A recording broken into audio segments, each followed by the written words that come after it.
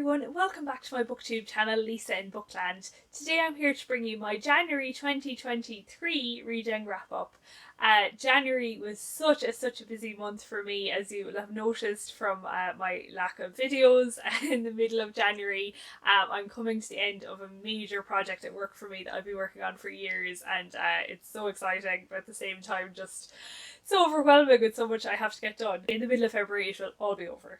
But in the meantime, I really was gravitating a lot towards shorter reads, comfort reads, just things I could squish into my day between the periods of stress, and audiobooks. But at the start of the month I did have that lovely thing called Christmas, and also the week after Christmas where you're just not fully back in it yet. So I did read a good bit at the start of the month. But anyways, I was supposed to be taking part in the Past and Future Readathon. I had intended to hit all the prompts and I had a TBR done and everything, but I didn't get to read all of the books and I didn't get to hit all the prompts, but I'll mention where I did achieve those prompts. And yeah, lovely readathon as always. But yes, so the first book I'm going to talk about, the book that was set the earliest and also happened to be the first book I read this year, was a great start to the year, and that was Courtiers by Lucy Worsley, The Secret History of the Georgian Court. So this is the third Lucy Worsley I've read. So I read her biography of Queen Victoria and her one of Jane Austen, and this one. And I'll definitely be reading much more than her. One of the prompts on the Past and Future Readathon was to read a book by a favourite author, and yeah, although I haven't read many of her books, I have loved everything I've read by her so far. She has really chatty and informal way of writing non-fiction history, and I think that was perfect for this book. It's told in really gossipy way, and yeah, just following the various courtiers, but also kind of unavoidably it's not just the courtiers, it's a mini biography of the Georgian monarchs themselves. And the one thing that did put me off is it says it's a secret history of the Georgian court, but it is focused primarily on the reign of George I and George II, not George III, to who I would probably have the most interest in. But I do take her point. I suppose the grand era of the court was in George I and George II time at the Kensington Palace. So yeah, that's fair enough. I suppose just somebody that was more familiar with British history might have understood the title better. But anyways, yes, it's just fascinating. I loved the description of all of the jobs. What was the distinction between the ladies, the maids, and the women of the bedchamber? They all had very distinct roles, were from different classes. It was, of course, really interesting to hear how the Hanoverians came to power in Britain. I kind of knew a tiny bit of it, but this explained it really well. I think for somebody that wasn't that familiar with it, it does have those handy family trees at the start, which I did write some of my own notes in, things that were probably obvious to Lucy Worsley, but I kept forgetting, that James II was removed from the throne. She did write such well thought out and almost affectionate portraits of the courtiers she covered, and also the monarchs. One standout really was Princess or Queen Caroline, George II's wife, who was certainly just a formidable character, and the story of the end of her life, it was just wow. I can't imagine anybody bearing things with such fortitude. So yeah, I just love Lucy Worsley's writing. Although I should put a ban on myself reading her books, because the first Lucy Worsley I read was that book about Jane Austen, and at the end of the book she's like, oh, do you know, if you get a chance you should definitely go to Chawton and see all those places. And I was like, that sounds like a good idea. I literally just passed my driving test, so I'm like, guess I'll drive to England so and go to Chawton, that sounds good. And I did. And obviously there's loads of descriptions of Kensington Palace here, and especially the grand staircase in Kensington Palace. And I'm like, oh, I've never been to Kensington Palace. And I'm like, do you know what, I've always wanted to take that bus from Dublin to London. Ever since going to college, I saw a bus going to London, but it would be cool to go on the bus to London, so I booked in a little trip for myself. Lucy Worsley is a terrible influence, but I'm happy to be influenced by her. I think she has such a good voice for giving you detail of the period. The dresses apparently weighed 10 pounds, and then the whalebone hoops to support them would weigh another 10 pounds. So I was just trying to imagine how it would be to wear a dress that heavy as well as a massive wig. So the only other negative thing I'd like to say is I thought that there's only one section of coloured plates in this book, whereas usually in a book this size you'd expect two. And there are pictures in black and white throughout, but I just found sometimes, especially with the portraits, the quality was just really hard to make out. I thought there was a lot to be desired there. So yeah, not Lucy Worsley's fault, I suppose, but yeah, it should be nice to have two plate sections when, you know, there's so many works of art being described. Great little read, and I don't know what Lucy Worsley I'll tackle next, but I definitely enjoy anything I do read by her. So the next book I'm going to talk about, I actually just finished, and it was one of the, definitely fell into the category of comfort reads. I actually read it on audio. I've never read this physical version. I've read it both times on audio, and that's Under Enemy Colours by Sean Thomas Russell.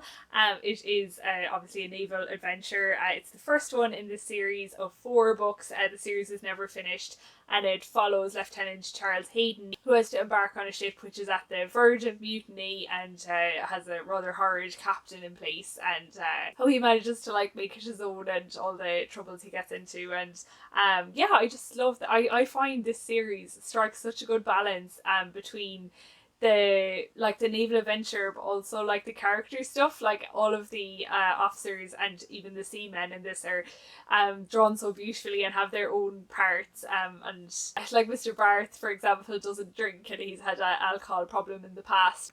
So yeah, it was just such a fun read, and I love the audiobook as well. I liked having the physical book, but yeah, the audiobook is tremendous fun. It is a long one, and maybe this time I did get the feeling maybe it was slightly too long, but then what would you take out? I don't know, but yeah, I really, really enjoyed this series. It's so sad that there was only 4 in it. It's just the kind of engaging like adventure story when you want when you're going for a quick walk or like, you know, eating or something. So no, I really enjoyed this one. So more Napoleonic Wars for the next one, but with a fantasy take. This was actually on my Past and Future Readathon TBR as a book that was going to start the year off well. And that is Empire of Ivory, which is book 4 in the Temeraire series by Naomi Novik. I can say not much about this book because it's the 4th book, quite a well-known fantasy series that is an alternate history kind of the Napoleonic Wars if there was like a 4th section of the military that had dragons. So a good portion of this book actually took place in Africa, which is really interesting. And yeah, but I have to say the Temeraire series, although I did enjoy it, it's never quite reached the levels of the first book. So yeah, no, I will keep going with it, but it just, you know, the first book was just absolutely amazing and the concept is so amazing. I suppose just it's never really hit me with that same intensity sense, but still very enjoyable read. So the next book was the book from my Victorian reading project, that the one book a month I always read, and the one I had for this month was The Warden by Anthony Trollope. One of my goals this year is to read the Barsetshire Chronicles by Anthony Trollope. This is the first one, and I really, really enjoyed it, which is a good job if I'm hoping to read the rest of the series. But I just found his writing so approachable and funny. I did read quite a lot via audiobook, which was wonderful, and there was a version on Audible that was included, I think, and yeah, it was a great reading. The Warden, it is true that it definitely deals a lot with church politics, and I was a bit nervous going in that I didn't know enough about Church of England, church politics, that I'd be able to follow it, but I got on fine with it. I think you can kind of understand the various levels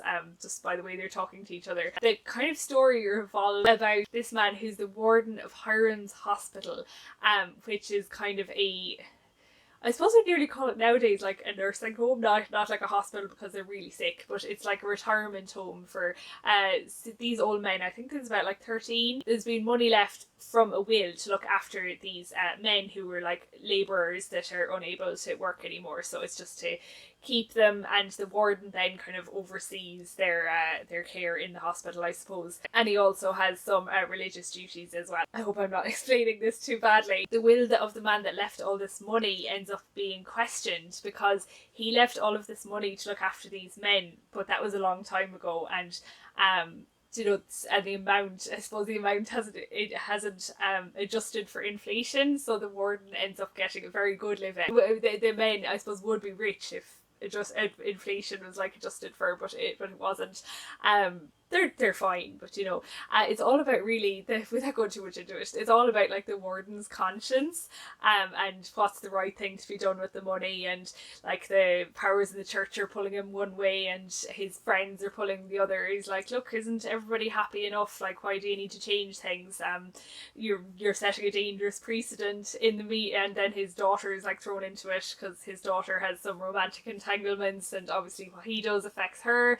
And yeah, I just love this short little book. I think my favourite section was when the Warden goes to London, and he obviously doesn't go to London that often. He'd be like some members of my family when they go up to Dublin.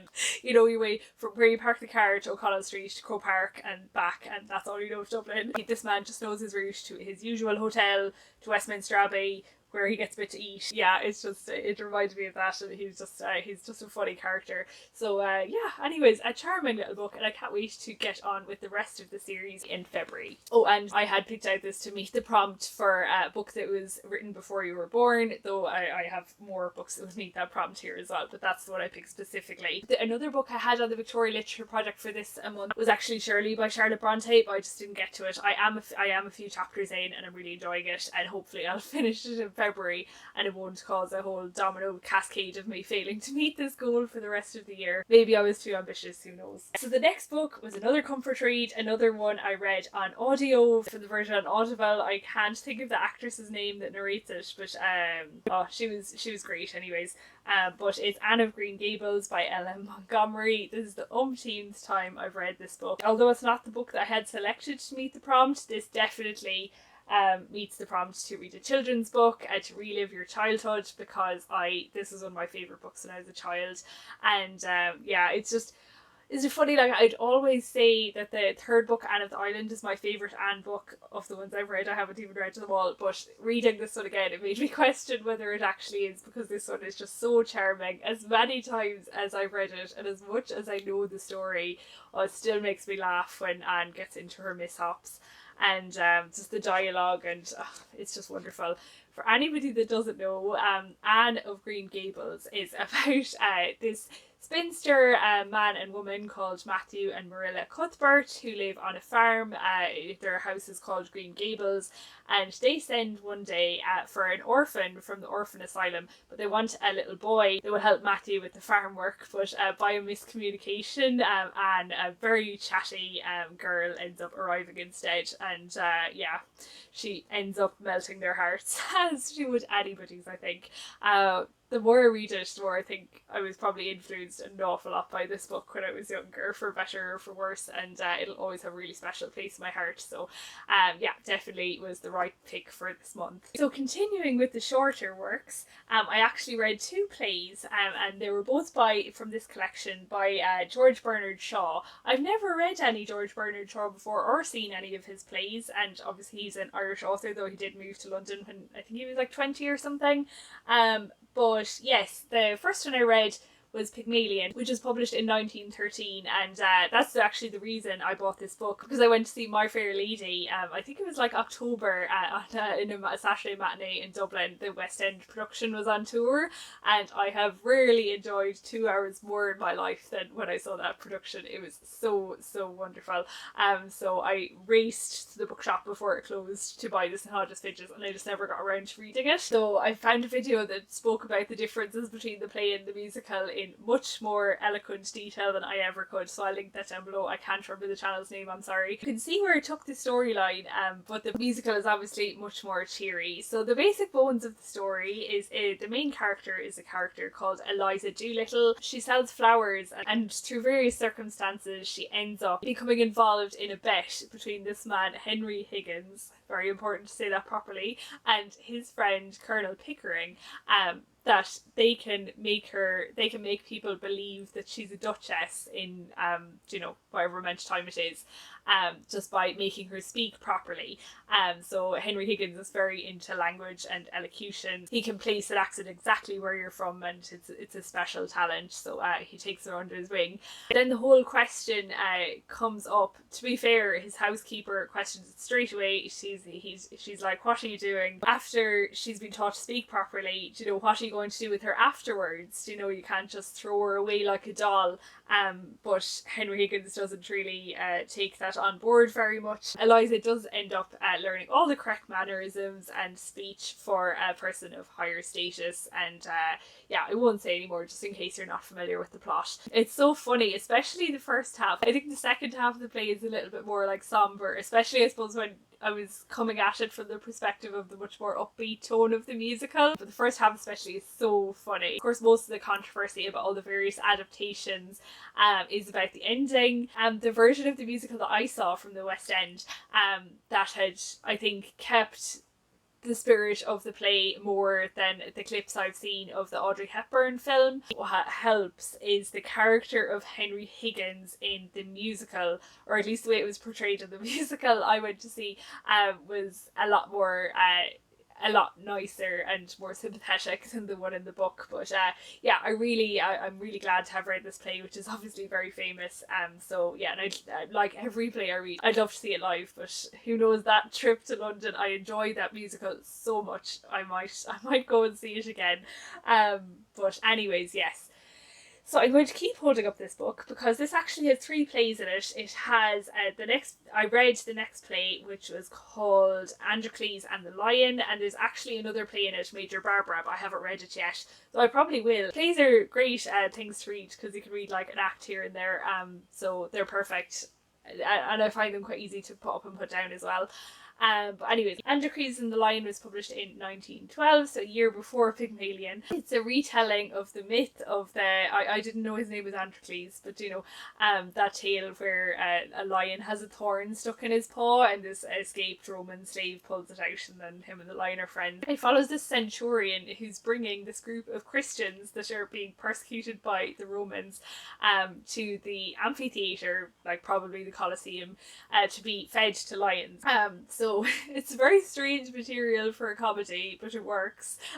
They're being marched to their death, and yet they're all singing and they're laughing at the centurion and his superior, the captain, who is absolutely horrified at the conduct of these Christians who don't seem to be taking their faith seriously at all. It's a bit of flirting going on by one of the prisoners, and the centurion, Lavinia, is a great character. Yeah, and I suppose just kind of the different ways that I suppose they're all happy for a while, but inevitably the fate does start to come down them a bit, and kind of the different way they react. If they just recant and say that they will go back to their Roman gods, then you know they'll be freed. So there's a lot of discussion about, you know, what's the right thing to do there. The centurion even is like, you know, would you cop on? Would you just make the drop some oil in the flame or whatever they have to do, and you'll be grand, you'll be free again. But yeah, it was just a fun little play, very strange comedy, and yeah, a fun spin on the myth. The interactions between Androcles and the lion definitely are a bit ridiculous, but that's the whole point of the play, I think. I wonder if that's ever performed. I never heard of it before, it just happened to be in this collection. The next book I'm going to talk about is a rather heavy one in all meanings of the word, and it's this one, Dominion by CJ Sansom, which was one of my Christmas presents. It's a book that's been on my radar for a very long time, and I'm really glad that I sat down and spent the last few days of Christmas reading this, because it was such a book that gave me so much food for thought. The premise of this book, which is set in 1952, is that Britain surrendered to Germany after Dunkirk, and it's now kind of a satellite state of Germany. They've retained the British Empire, but the Nazis are like definitely in charge. The first scene in the book is a Remembrance Day commemoration, but not like the usual one, I suppose. It's at the Cenotaph in Whitehall, and kind of bullied, very young Queen Elizabeth is laying a wreath, and Rommel is the ambassador from Germany, and he's laying wreaths as well. And it's wreaths to commemorate the World War I dead, because you couldn't commemorate the World War II dead. They were fighting against the state that was in power. So given that introduction, you'd probably think that this was going to be a book that was focused very much on like politics, or possibly there'd be like military conflicts, but no, this is way more of a like human story. Our main character is called David Fitzgerald. His mother was actually an Irish Jew, so that was a point of interest for me, I suppose. He's a civil servant, and he actually is spying for the resistance as well. And yeah, there's several other characters that come into it, principally a man in a mental hospital that has a very big secret to keep, and various other members of the British resistance. I did look up reviews of this book afterwards, and the most of the criticism about it was that it's very slow paced, and I'd say that's definitely true. Like, it's a very long book. It's nearly 600 pages, but very, very slow paced. But I liked that. I thought it really added to the tension, and CJ Sansom is a great writer, and just the bleakness of the whole situation. And Like I said, this is so dark, and it obviously the whole situation is dark. The British Jews, although they have a little bit more freedom than Jews in some other parts of Europe, the levels of persecution are increasing. The lack of freedoms that you'd be used of, the fact that the war is still going on between Germany and Russia, and just a huge human loss at that front. It's just distressing all around, I suppose. But all the characters are dealt with so fully, and you get everybody's perspective. Even the SS officer, obviously he's not a nice person, but he's well characterized towards the latter part of the book. As you can tell from, I suppose, the cover, it is set during kind of the Great Smog of 1952 that I only knew about from that episode of The Crown. I do know again from reviews what people find difficult about this book. If for the premise, real historical figures had to be made like essentially Nazi collaborators. I don't know enough about British politics at that time, I suppose, to have any opinions about how that was treated. I did find it interesting that Lloyd George supposedly admired Hitler, but I somebody would have to be more familiar with British history to take that. He does kind of go into an author's note at the end about the reasons behind all of his decisions. Very, very thorough. I'll get to that in a second. I, of course, was interested to see, like, in this theoretical situation, how Ireland would have ended up. There is a very good map at the start that kind of shows you all of the countries and kind of where they lie in this alternative world. Ireland is still independent, but it's referred to as Devil Era's Catholic Republic, which is fair enough, and that they were given age to the Nazis against communism, and I suppose I always kind of knew, but never knew fully how much some parts of the Catholic Church supported Hitler, which is shocking to read about. Another skeleton out of the closet, I suppose. But there's so much suggestions of further reading in this book as well. But I did find it interesting as well that one of the things that in this book, the Irish War of Independence was mentioned quite a few times, and one of the changes in this book is that the auxiliary police force that were in place in Ireland during the War of Independence were extended to Britain after this. And they're quite a feared force in this book, which I thought was interesting. But yeah, I did find one of the elements of the ending a bit anticlimactic. I don't want to give any spoilers, but probably it would have been impossible to live up to the expectation. Yeah, it was still a really good book. I know there are other alternative histories out there, but CJ Sansom, I can't wait to return to the Matthew Shardlake series if I ever get to it. There was a romance in it.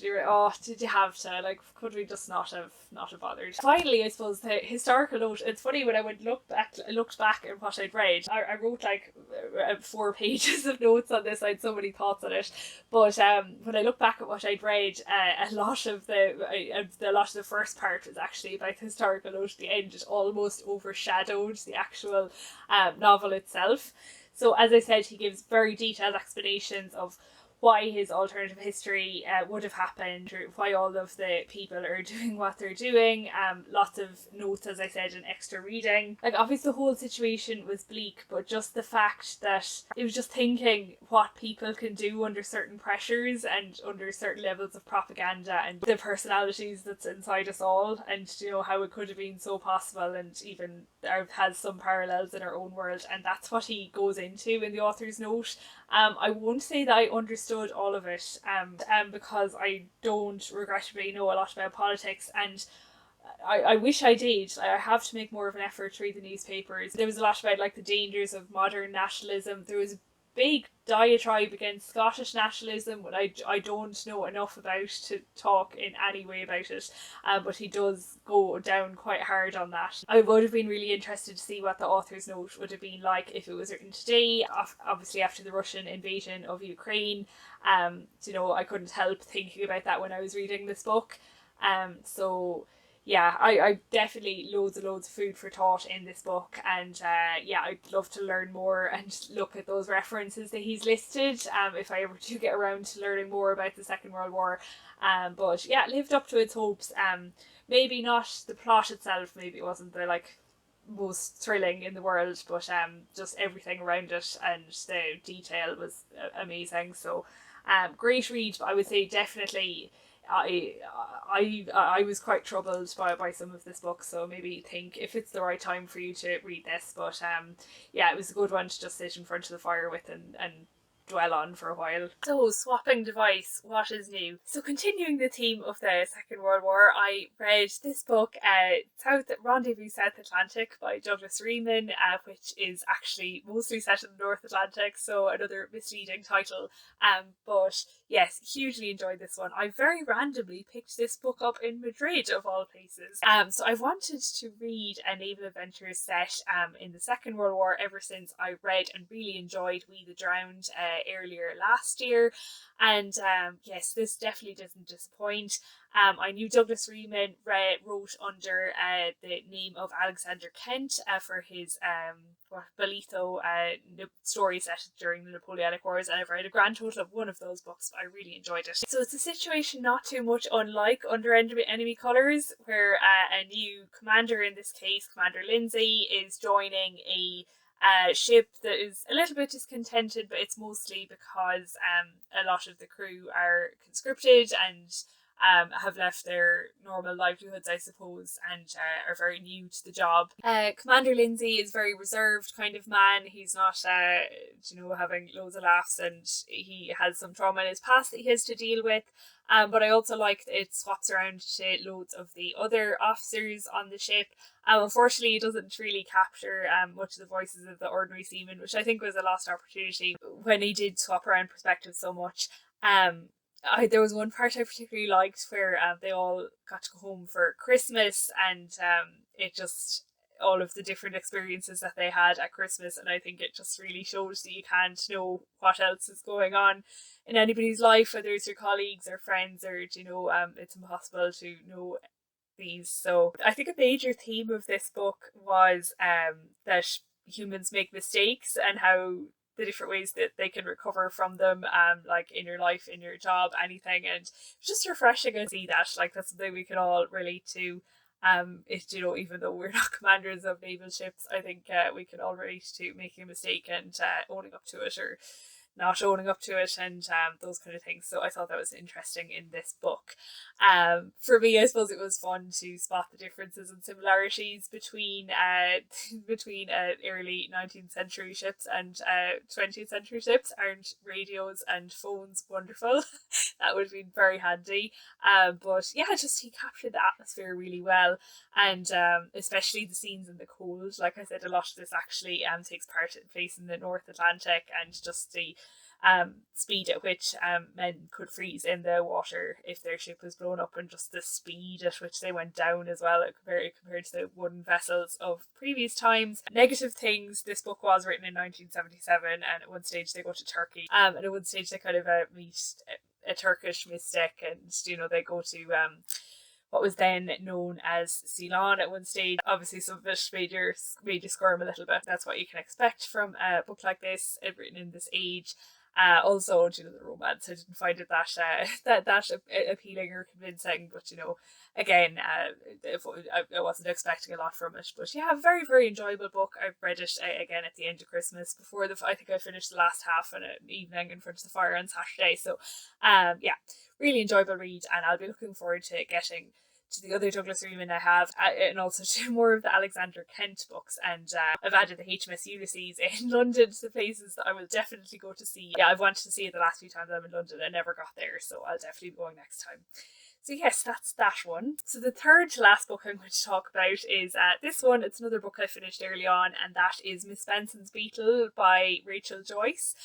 It is a book that I heard so much about on Booktube. It definitely lived up to the hype. So this book is about Miss Benson. She is a woman in her 50s, I think. In the 1950s around. Yes, it's 1950. And she's kind of in a dead-end job as a teacher. She doesn't like it. But she's always had this fascination with this beetle, not the car. Every time I heard it mentioned, I thought it was about a beetle car, but it's not. I was getting confused by driving Miss Daisy or something. But yes, it's a beetle and insect, a specific type of beetle that is only found in New Caledonia.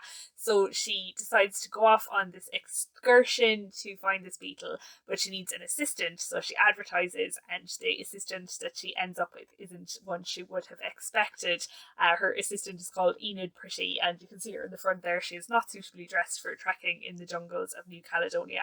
So this book is really about the relationship between the women, like their friendship, the troubles, and this extraordinary journey that they go on. And I have to say that I did not expect this book to be so dark, and that's not a spoiler because in the very first chapter it was eye-opening. As well as the really dark stuff, I suppose it's interesting that like Marjorie is a single woman in a time when it wasn't easy to be as a woman by herself, and just the troubles she had.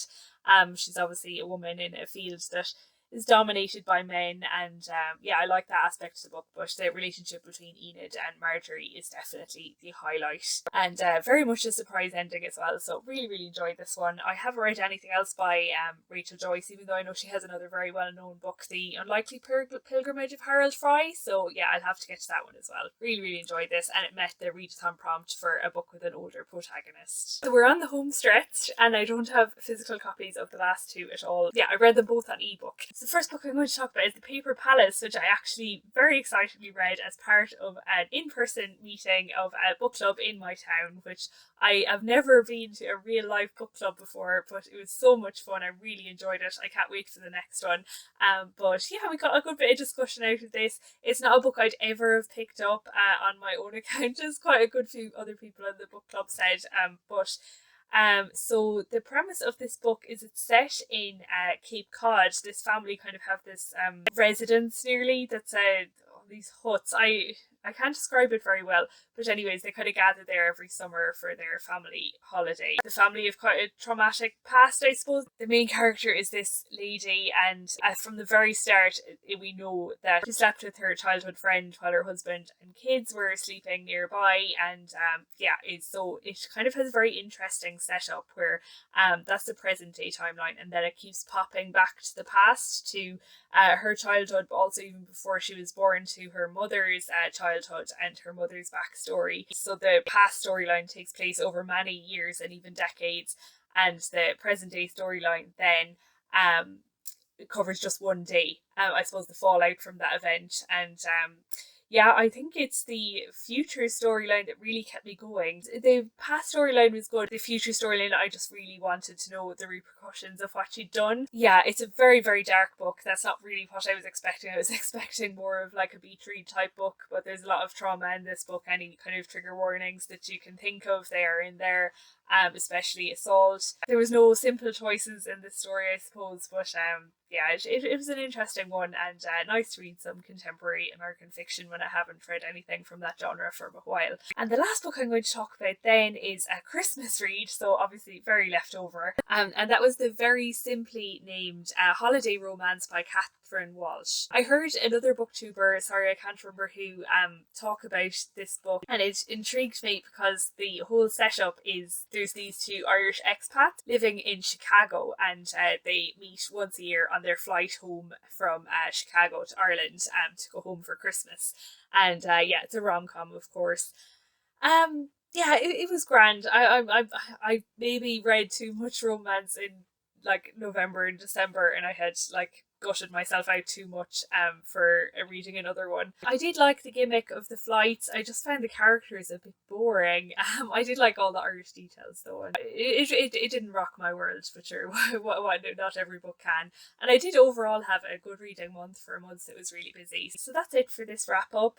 Tell me if you've read any of these books before, what you thought of them, and thanks for listening, thanks for watching, and I'll see you next Thursday for my next video.